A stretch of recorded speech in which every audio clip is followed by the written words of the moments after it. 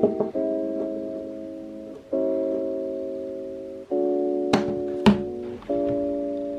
welcome to another Write With Me. This time I'm doing an October prompt challenge list thing because it's spooky season.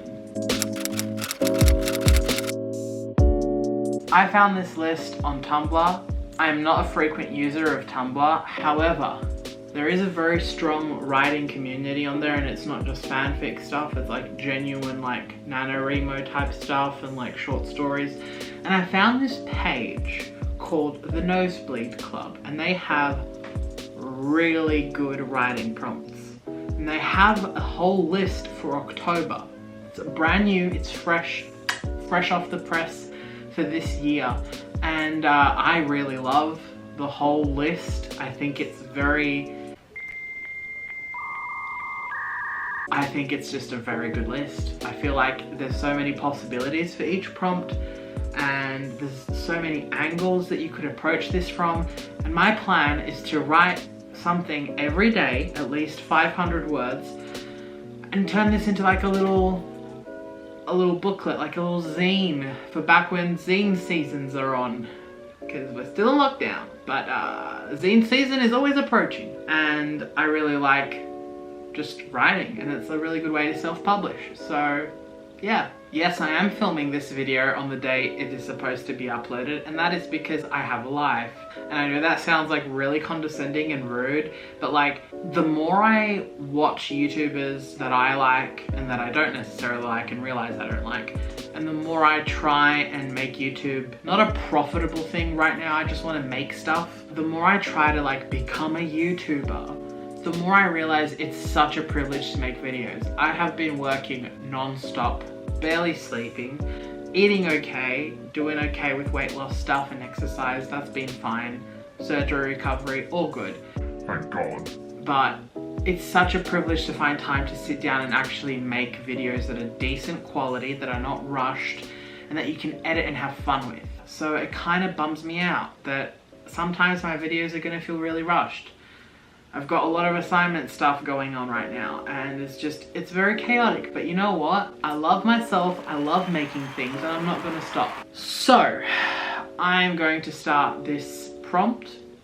Feel free to follow along, and as always, please leave what you wrote in the comments, because I love reading other people's writing. Just leave it down below. I'd love to see it. We're gonna write. Let's go.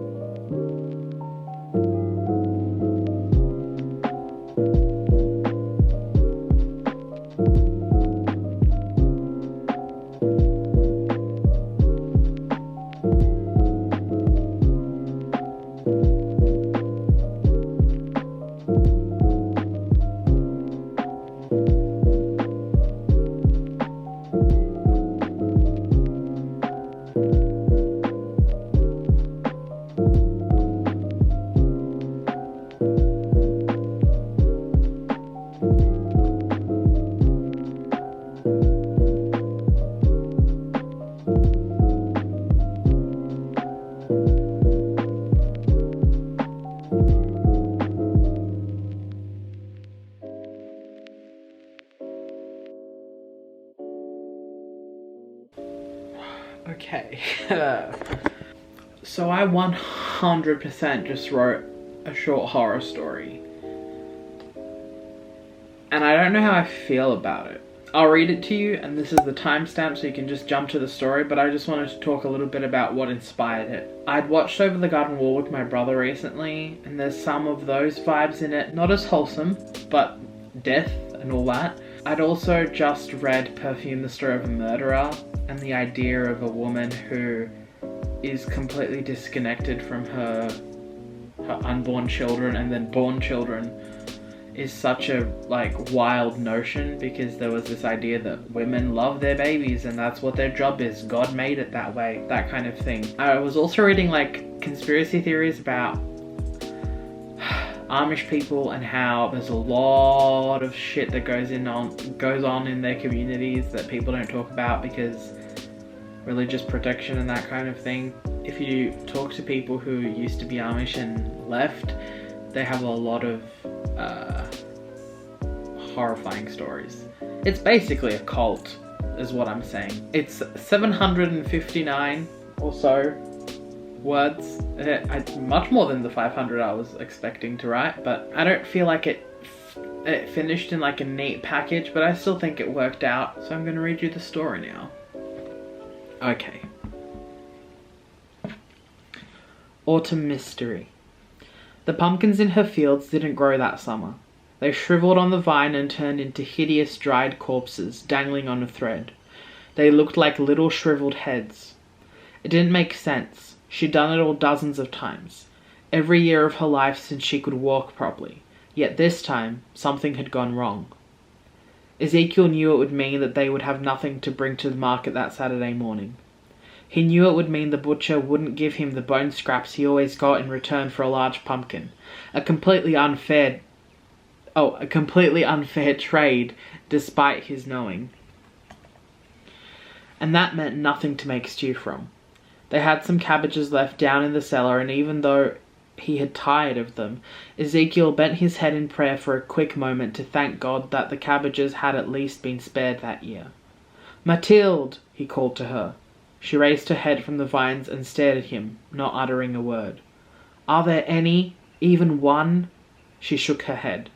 He sighed and walked over to her, careful not to step in the puddles of mud that had accumulated over the last week. It didn't rain much out here, but the last few months had been the wettest any of the townsfolk had ever lived.